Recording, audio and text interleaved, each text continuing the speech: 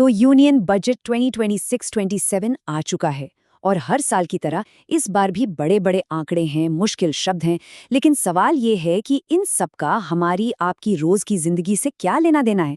चलिए आज इसी भारी भरकम बजट को एकदम सिंपल भाषा में तोड़कर समझते हैं। तो सबसे बड़ा सवाल यही है ना, कि सरकार के इस पूरे लेखा जोखा का हमारी जेब पर, हमारे फ्यूचर पर क्या असर पड़ने वाला है। आइए साथ मिलकर इसका जवाब ढूंढते हैं। ऑलराइट, तो चलिए शुरू करते हैं। देखिए, किसी भी बजट को समझने के लिए ना पहले सरकार का लॉन्ग टर्म प्लान समझना बहुत जरूरी होता है। और वो प्लान है विकसित भारत। ये बजट बस उसी बड़े सपने की तरफ एक और कदम है। अब विकसित भारत सुनने में कितना बड़ा और अच्छा लगता है ना, पर इसे हकीकत बनाने के लिए चाहिए हर साल, जी हाँ, हर साल 7 से 8% की जीडीपी ग्रोथ। ये कोई छोटा मोटा टारगेट नहीं है। और यकीन मानिए, इस बजट का हर एक फैसला इसी एक नंबर को दिमाग में रखकर लिया गया है। अब ये दूसरा नंबर देखिए, 4.3%। ये है सरकार का फिस्कल डेफिसिट का टारगेट। आसान भाषा में समझें तो ये सरकार की आमदनी और खर्चे के बीच का गैप है। जितना कम ये नंबर, उतनी ही अच्छी देश की फाइनेंशियल हेल्थ मानी जाती है। तो इसे कंट्रोल में रखना सुपर इम्पोर्टेंट है। तो सरकार का फाइनेंशियल रिपोर्ट कार्ड कैसा दिख रहा है? देखिए, डेट टू जीडीपी रेशियो है 55.6% और टोटल खर्चा सोचिए 53.5 लाख करोड़ रुपए। ये आंकड़े हमें एक झलक देते हैं कि सरकार अपने पैसों को आखिर मैनेज कैसे कर रही है।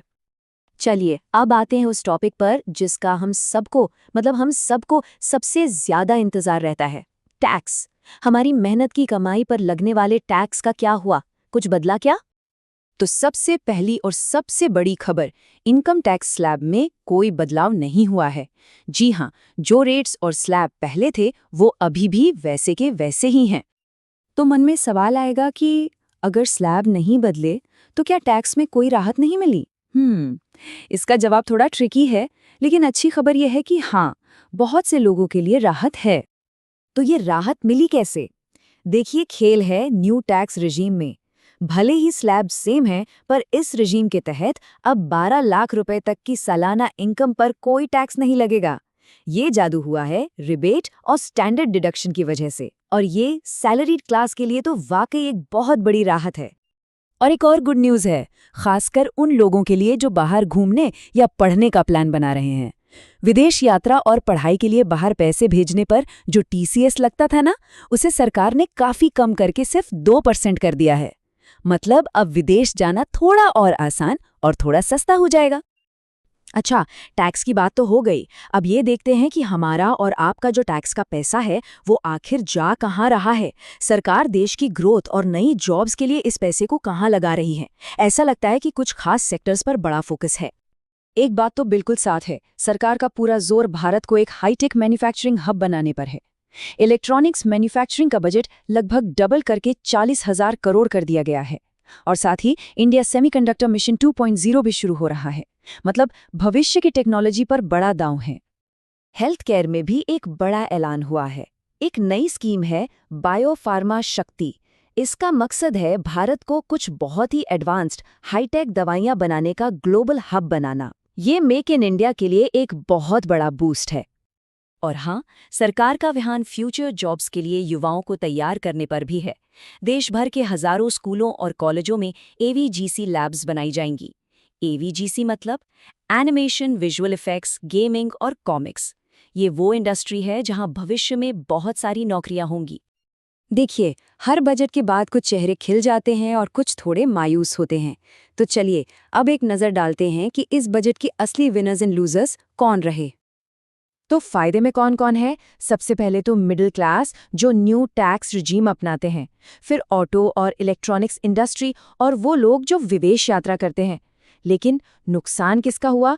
शेयर बाजार में एफएनओ ट्रेडिंग करने वालों के लिए ये अच्छी खबर नहीं है, क्योंकि उन पर लगने वाला एसटीटी यानी सिक्योरिटीज ट्रांजैक्शन टैक्स बढ़ा दिया गया है। इसके अलावा कुछ म्यूचुअल फंड इन्वेस्टर्स और कंपनियों को भी झटका लगा है। और इसका असर बिल्कुल फौरन देखने को मिला। जैसे ही एफएनओ ट्रेडिंग पर एसटीटी मतलब शेयर खरीदने बेचने पर लगने वाला टैक्स बढ़ाने का ऐलान हुआ, शेयर बाजार में धड़ाम से बिकवाली शुरू हो गई। साफ था कि मार्केट को यह फैसला बिल्कुल रास नहीं आया। चलिए अब थोड़ा जूम आउट करते हैं और देश की पूरी फाइनेंशियल पिक्चर को देखते हैं। सरकार की तिजोरी में पैसा आ कहाँ से रहा है और जा कहाँ रहा है। ये जो ट्रेंड है ना, ये एक बहुत इंटरेस्टिंग कहानी बताता है। डायरेक्ट टैक्स यानी इनकम और मुनाफे पर लगने वाला टैक्स वो तो बढ़ रहा है, लेकिन इनडायरेक्ट टैक्स का हिस्सा कम हो रहा है। इसका क्या मतलब हुआ?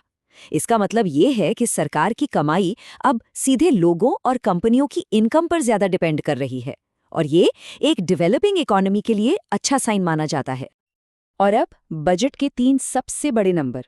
सरकार का कुल खर्चा है 53.5 लाख करोड़ रुपए और बिना उधार लिए कमाई है करीब 36.5 लाख करोड़।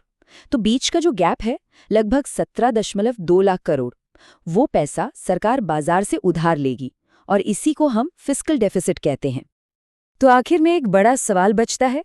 ये बजट साफ तौर पर लॉन्ग टर्म ग्रोथ और मैन्युफैक्चरिंग पर फोकस कर रहा है, लेकिन क्या इस लंबे रास्ते के लिए आज की कुछ सच्चाइयों को, जैसे शेयर बाजार की नाराजगी या कुछ सेक्टर्स पर टैक्स के बोझ को, नज़रअंदाज किया गया है? भविष्य के लिए ये निवेश क्या आज की कीमत पर हो रहा है? इसी सवाल के साथ आज की ये चर्चा खत्म करते हैं। हमारे साथ जुड़ने के लिए शुक्रिया।